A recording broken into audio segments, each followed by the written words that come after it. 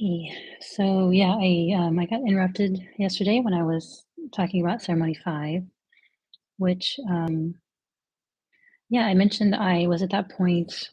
I felt so exhausted, so beaten down, so many days of being nauseated, so many days of being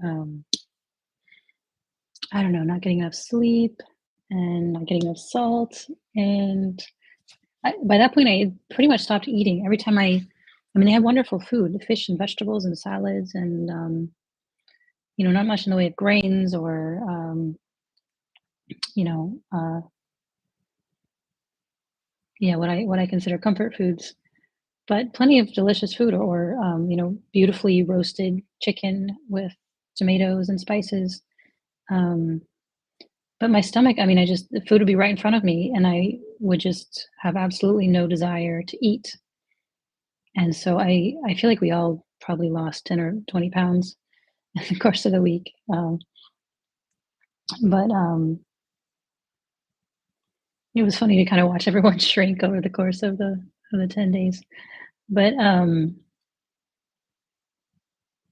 Yeah, the dieta, they were very obviously there was no option to break the dieta, which is relatively um, the restrictions that they put on us to make the medicine more effective. As they said, like no pork, no alcohol, no sex, no it sounds like Islam, but no salt or very minimal salt, et cetera, et cetera. I can't remember it all offhand. No dairy. I didn't eat dairy anyway, so that wasn't a big deal. But point being, fruits, vegetables, and fish and chicken was pretty much all that was on available, and I stopped having any desire to eat it. So I was getting very weak and very tired, and my neck still. I mean, I had a horrible pain. Just a muscle in my neck was like a string of lava in my neck. It was extremely unpleasant, and you're trying to kind of be strong in the face of all that while you're also doing this crazy medicine that makes you nauseated, that makes you disoriented, that makes you look into things that are difficult to. I mean, shadow material. A lot of it's shadow material. Um, Not always bad shadows, but even the so-called golden shadows, the good things you're not willing to look at, that can be scary too, because it the reason they are shadows is because you feel like you don't deserve them, or you feel like they're not for you, or you feel like you're not worthy, or if you try to embody or accept that these are part of you too, these wonderful things, then something terrible will happen, uh, or it'll be snatched away before you know it, and that's going to be painful. So it's like it's just really it's an extreme sport for sure, and I really have a lot of respect for everybody who takes it on and sees it through, because it definitely, in the end, for me at least, really had good effects that are still shaking out a year and a half later. Um, I won't say, man, you can't compare it to 10 years of therapy. It's just a different beast. So I wouldn't just make that simple. It's worth 10 years of therapy. Um, but it can like get at things, claw deeply into things that maybe you couldn't have unearthed on your own in days or weeks or months or even a few years. So, and it just shows you things that are just fascinating, and it just makes the world seem that much more magical. And I'm really grateful for that part.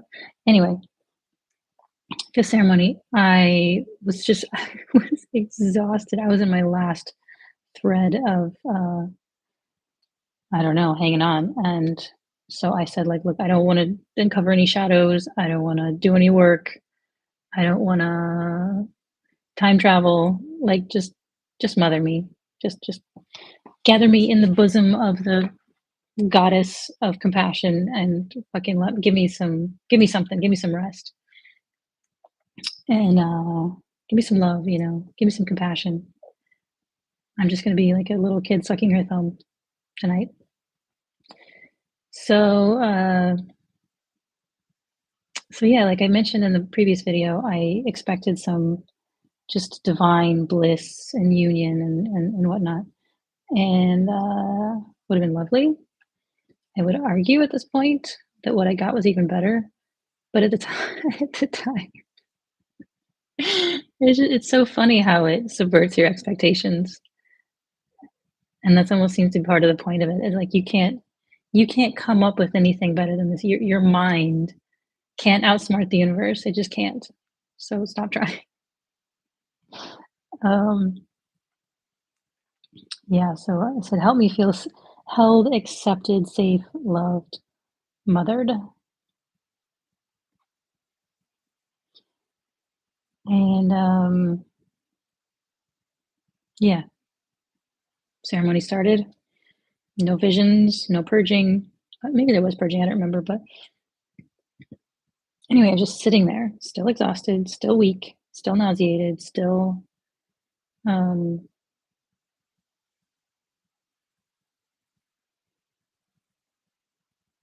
just wanting comfort. And, hours of that. But pretty quickly, as it was going on, this voice appeared in my head that was like, hey, darling, how's it going? And for whatever reason, it took on the voice of Anya, the lovely Australian woman who did our yoga, our yoga sessions the before the ceremonies. And I don't wasn't her, obviously. It was just something in me liked her voice and wanted a lovely Australian goddess, godmother. And so anyway, she has a beautiful sing-song Aussie accent, which I'm not very good at Aussie accents, so don't hold me to don't expect much when I'm doing her voice. Yeah, if I do. But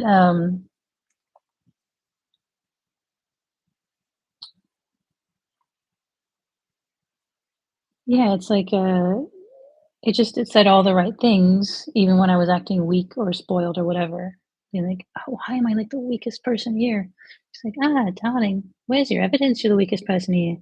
Like, I think you're doing great. And it was just like it was kind of done in a way that wasn't just blowing smoke up my ass. It wasn't just affirmations. It was kind of like meaty, juicy, like what I actually needed, attuned, what I needed to hear, even if I didn't know what I needed to hear. And I kind of tested it like at one point saying like, hey, wake me up when the maestro gets here because I was kind of nodding off. And she's like, honey, I'm just you. Like I'm not gonna be able to I'm not outside of you. I'm not gonna be able to. So yeah, it was pretty clear it was my voice, or maybe I was channeling not my voice, but my something channeling something from myself, from the universe, from whatever. But yeah, not an alarm clock.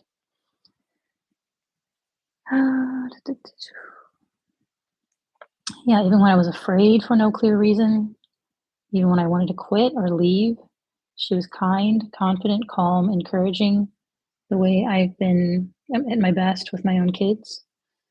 Um, I got to feel what they feel when I'm good to them. I got to feel like a scared, hungry, grumpy little kid who just wants love. Um, and I wrote, maybe a lot of this plant medicine stuff is to remind us what it's like to be a child. Everything is new and strange, and you try so hard and still get confused or get things wrong. The taste and smells are all weird, and you wish you could stick to cheeseburgers and candy.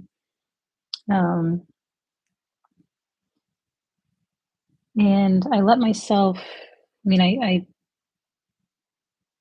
increasingly let myself feel held and loved by the maestros and the facilitators. Uh, not in the sense of like I'm their most special pet and they're going to give me special, special love or whatever. And but just that I'm here too. I matter too, you know.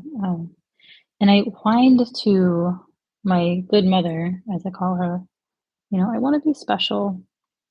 And she reminded me that I am special to many people, including my mom and dad, even if they didn't know how to show it and or I didn't know how to receive it. Um, and of course to Ahmed and the kids. Uh, and it's not a burden. I'm bound to screw up. That's kind of um, how I could at this point think about it. It's like, oh, they're counting on me. Who the fuck am I? Like, I'm just gonna fuck it up. Um, or I'm gonna I'm gonna like go all in and just lose myself. These are the fears around that. But no, it's an exquisite gift, and I can enjoy it and do my best, and that's good enough. It really is.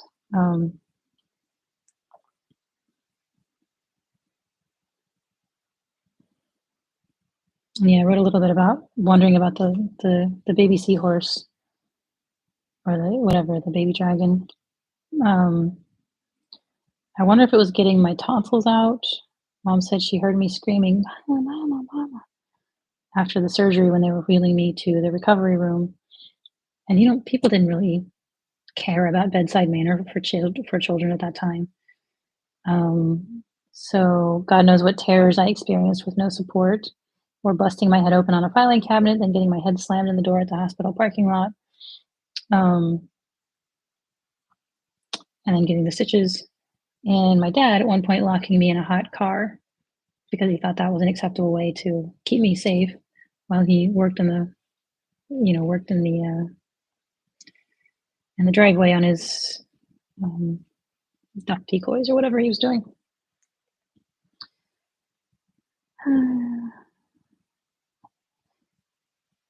And well, let me finish about the ceremony first. So yeah, all through the ceremony, I mean, that was it. That was all it was me suffering and somebody being kind, a voice being kind to me through the entire suffering.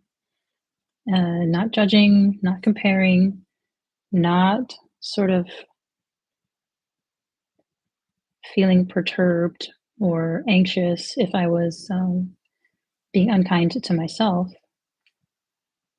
but very simply staying in that calm, loving space where, um, she could be attuned and she could say what I needed to hear. And that was the first time in my life I remember having a voice like that, because my inner voices tend to be so critical. And this was just like a burst of sunlight on all of that. And it made all of that look kind of shabby, compared to this beautiful, kind,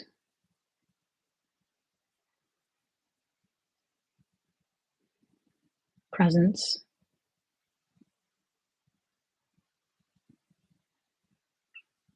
that seems to channel divine love.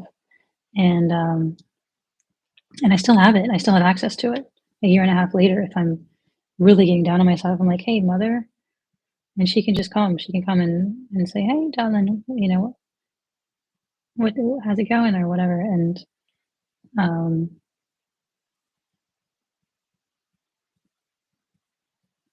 yeah, I have another guide too that I've developed.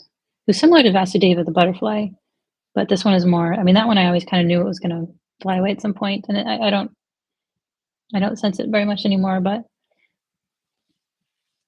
another guy, kind of more of a father figure, whose name is Hani, and he's kind of from the ancient Sinai, kind of just smoking his desert weed and looking at the stars. And he's similar to Vasudeva. And when I ask him questions, and most of the time he's just like, the answer to that.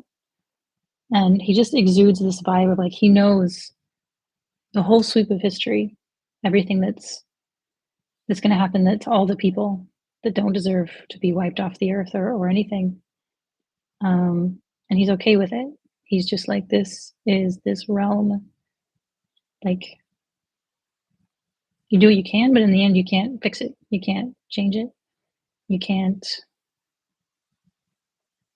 bend it to your own little will. But you can live in a calm celebration of it for whatever time that you have. That's an option. So anyway, yeah. On the one hand, a ceremony where there's not much to write home about. On the other hand, a ceremony that reverberates to this day in a wonderful way. It's the difference between before having a kind voice in the constellation of my psyche, and after having that kind voice. It's a big difference. So yeah, and at one of my massages with Teresa, the maestra, I thanked her for her Icaro that did the surgery, and she scrunched up her face in gleeful knowing and cuddled my cheek and kissed it. It was so sweet and motherly. And I took it in happily. I believed in it, that the world is awash in love and wisdom. All we have to do is tune in. Because if we're not tuned in, it's just words. If we're not living it, it's just words. Like healthy foods you keep in your fridge until they go bad. And I told her, I think I understand a little now that you, the maestras, you understand la arquitectura del mundo. Magnifico. And she smiled with knowing and confident humility and joy. And seeing the architecture for myself a little bit, apparently, the glowing patterned energy ribbons and columns and circles in the maloka, and the neon pipes and strings in the body. Seriously magnificent.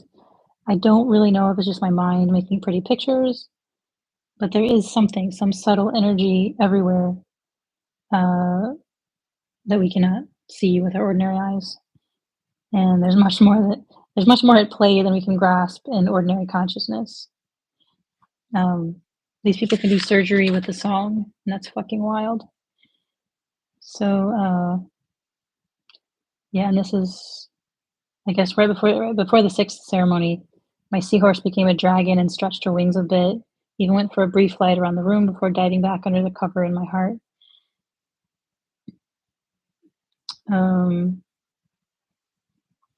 And I remember at one point in ceremony 4, I was sitting in a lawn chair halfway in the spirit realm, and I was given some vague intimation of my particular purpose, or at least the scale of it, the sort of category of it.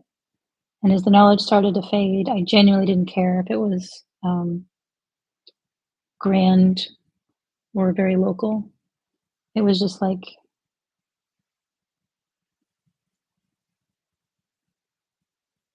it's not up to me and it doesn't matter. Sometimes even when it's local, it's, global influence, like fame, that kind of stuff, that can get really,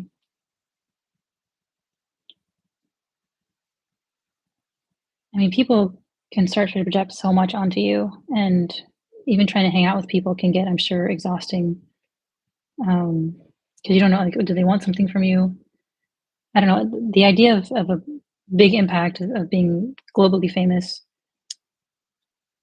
having a harder time knowing who your friends are because you don't know what they're projecting or what they're wanting, sounds pretty exhausting. And if it's your fate, then you do your best with it. If it's not, don't worry about it. Don't get jealous about it. Because it's not all fun. And being relatively local or relatively anonymous, as far as, the people around you, can be safer, can be calmer, and it can be more genuine because, like I say, you don't have all that projection and competing agendas based on your fame or whatever. So, and I wrote down a quote by Juliana There's something so benevolent and so enough about our experience, even if it's not pleasant. The Buddha reached enlightenment by accepting his experience exactly as it was.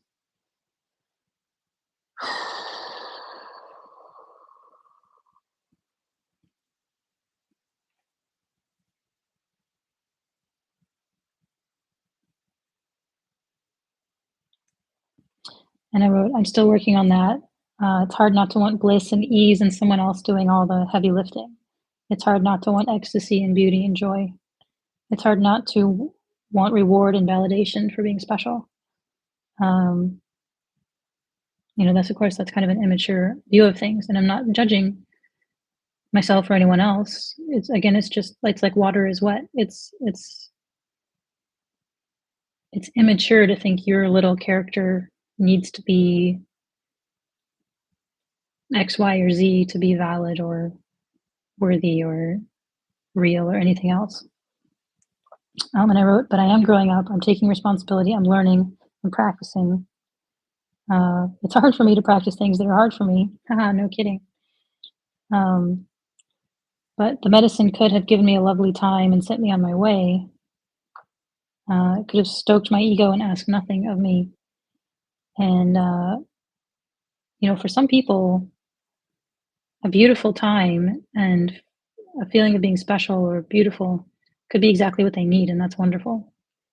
But for me at that time, I felt like it would have been a disservice. So maybe that's just me looking on the bright side, but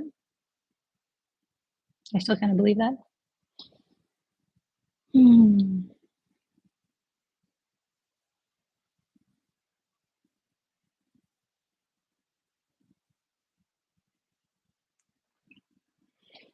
And I wrote, it was very kind of the medicine to just hang out with me after the fourth ceremony.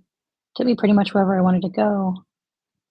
Um, I saw sometimes when my kids, especially Ollie, he had a way, even as a baby, of looking through me like, what are you? Are you going to be good to me?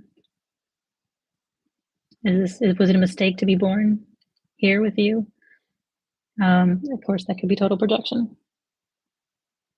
Probably is. But I also saw him sleeping so peacefully, tucked into my left arm, and it was so deeply beautiful and touching. And I saw a perfect little butterball of love, Isla, tucked under my chin on the evening she was born, just looking around in quiet wonder, patient and trusting.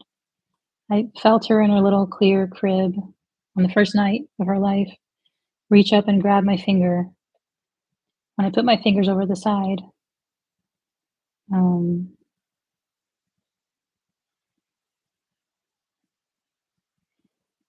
yeah, I remember my failures as a parent all too clearly, but I did put all, I did good things as a parent too. Um,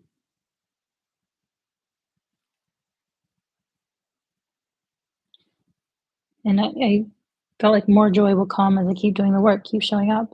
There's no enlightened retirement, just choosing enlightened actions over and over, or not, and suffering. And I asked the medicine once, how can I tell what you're telling me? I mean, how can I distinguish between what you're telling me and just my own intuition? And it said, where do you think your own intuition comes from? And I've never felt so confident about following my own compass.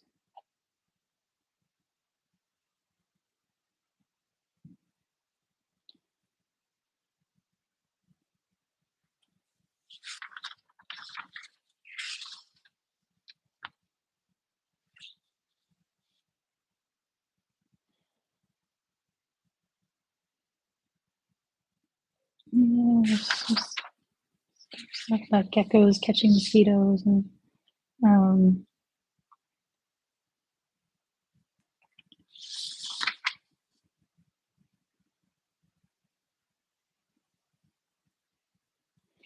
and I said, I've really, after the fifth ceremony, I've really been speaking to myself like a good mother lately. Some fear will come, and my inner mother will soothe me and bring me back to the present, back to reality. Gently, kindly seeing and validating me. It's so wondrous. Um,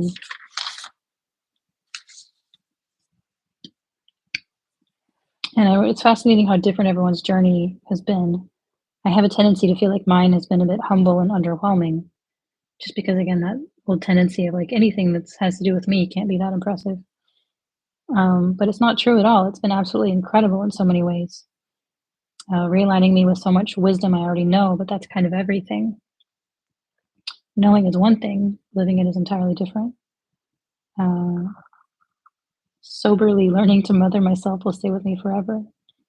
Visiting other realms, projecting consciousness, hanging with medicine, ranging over the world and the timeline. What a beautiful privilege. How can I possibly take any of that for granted?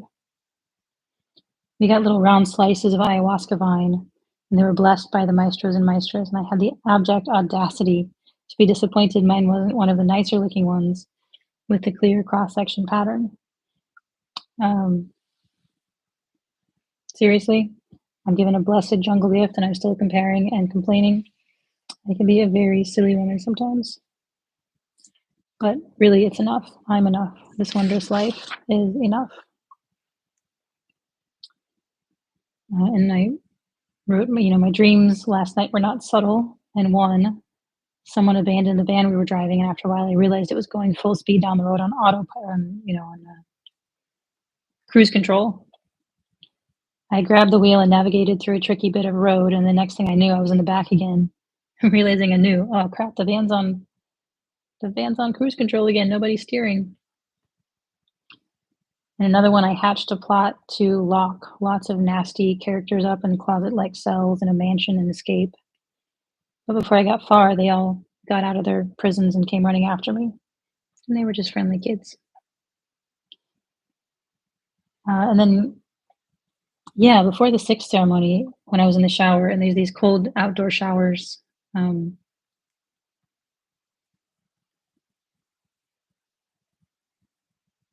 of an adventure in themselves. But anyway,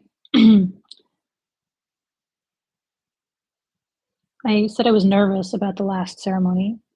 And she asked why, and I said maybe it'll be a bust, like just nothing, or, you know, pointlessly painful, mean, dismissive, confusing. It might cause me to lose heart, negate the great things that came before. But really, what it came down to is that something in me still wanted to be special. And she drew out of me that what that really means is favored, chosen, basically better than other people. And I don't actually want that.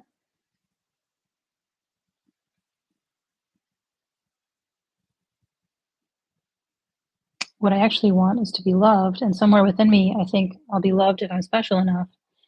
Or maybe if I'm special enough, I won't need to be loved. I can just be better, just good. I mean, it's ridiculous. I don't need to be special or favored by the universe, by the plants, by the maestras. I can just be a happy part of things and accept and give whatever love I have and accept whatever love comes my way. Right? It's not a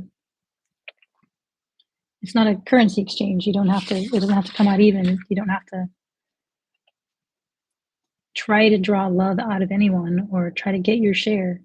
It just doesn't work like that. But, the childlike part thinks it does. So I had no expectations, no reason to believe the plant is cruel or that I'm disfavored. Um, Nothing happens. I'll find some lesson in that. If it's hard, I'll assume I needed it. Doesn't make me a sucker or a loser. Trust isn't stupid or foolish. The universe isn't a middle school bully. I'm in good hands. Let's not let fear win. I don't need fireworks. I just need a friend. And this has proven itself to be a wondrous friend, or whatever happens next. And so the first thing I wrote the next day after, the ceremony was finished, I fully and completely love and accept everyone. Once the projections fall away, everyone is delightful and special and wonderful. I asked the medicine to help me heal my heart, teach me about love, and show me what I most need to see. I kind of threw in a lot of different things there just to, see what sticks. Um,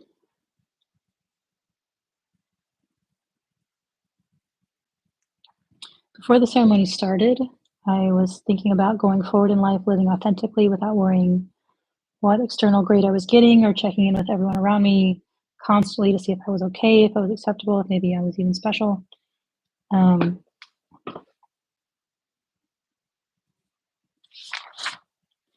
did some IFS. Uh, the medicine really started to hit at the last Ikaro. I vomited a few times, softened so I wouldn't go into rage purging, and lay back and rested. I was so incredibly tired. I don't remember everything, but the energy was flowing so beautifully in me in swirling lines, some joining up like um, contour lines. And I was able for the first time to take in both my dad's pain and sadness and his love for me, such as it was.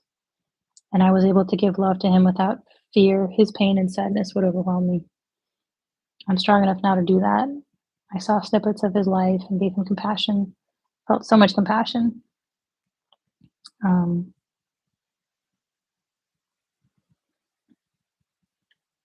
he had to have his own kind of strength to gamely try to parent two girls without heaping on them the contempt and ridicule he had to live with. Um, and my not just me and my sister, but also Ali and Isla are here because I mean they're his lineage. Um,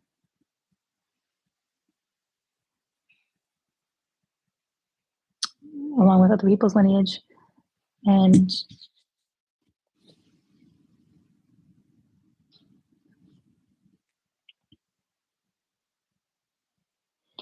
I kind of went down a list and gave full and complete love and acceptance and overflowing appreciation for strength and kindness to all the people in my life: Bill, Mom, Val, Doug, Uncle Mike, Grandma, Grandpa, Ahmed. I just went down the line, and I realized how much whoops, I realized how much I'd taken their gifts for granted and basically denigrated or rejected their gifts as never good enough because I felt rejected and not good enough. I spent my whole life rejecting my life. Anything in it was by definition wrong. I had to make everyone wrong, even the people who were the most awesome in my life. So yeah, I did that. I wove through different timelines, different people's lives, and gave a lot of them hugs when they were little kids, little innocent kids doing their best in difficult circumstances. Um, and even my great grandmother, who had 8 kids. My grandmother was the youngest. Without any electricity, she had to toil at all hours of the day just for people to eat. Um, and now I have this life where I can explore consciousness all day long if I want. Not all, but yeah, it's a big difference in a few generations. And I wrote, it's really hard to describe how poignant all of this was. It's one thing to read it or think it, another to feel it, to let it pass through your heart. Huge amounts of energy pouring through my heart. So many tears, so much love, so much respect, so much I'd never let myself feel, so much I had never even let myself think. So many dark places swept out, finding so much of my own strength, relaxing and allowing in the face of things I'd shut out for decades. Forgiving myself and forgiving everyone. We're all doing our best. We're all frightened children with few resources. I mean, this human incarnation is not for the faint of heart, and we're all doing our best with whatever karmic load we came in with and whatever situation we came into.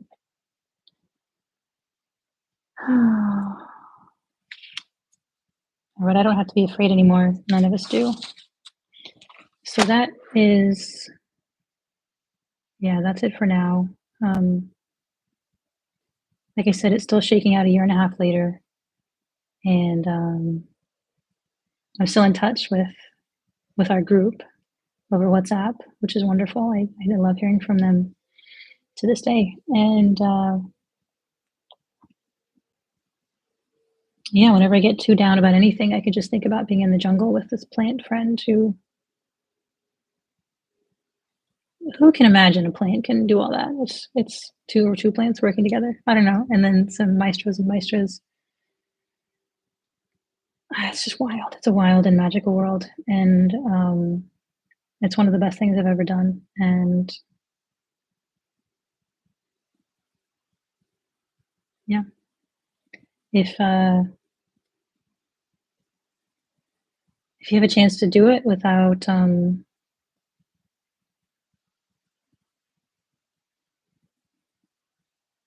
don't know, just, yeah, if you have a chance to do it, personally, I highly recommend it. And I hope that was at least somewhat helpful as far as making a decision or thinking about it. Again, everybody's experience is completely different. Some people, like I say, were blissed out the entire time. Some people were in absolute hell for some of it. I think resistance and fear, like sort of giving into fear, cause that can cause it to be very hellish. Generally speaking, with shadow work, that's the case. Um, so don't expect your experience to be anything like mine whatsoever. Um, but that was mine. Thanks for watching.